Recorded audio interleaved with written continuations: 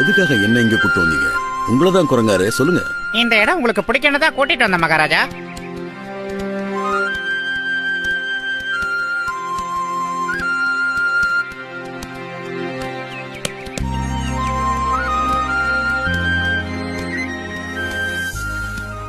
நம்ம காட்டை விட இந்த இடம் உண்மையிலேயே நல்லா இருக்கு.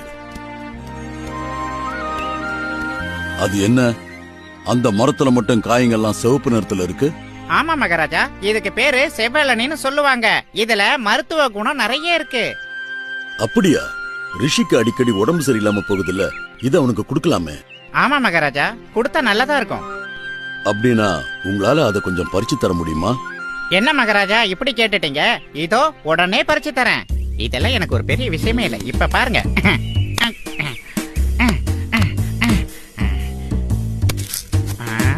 மகாராஜா,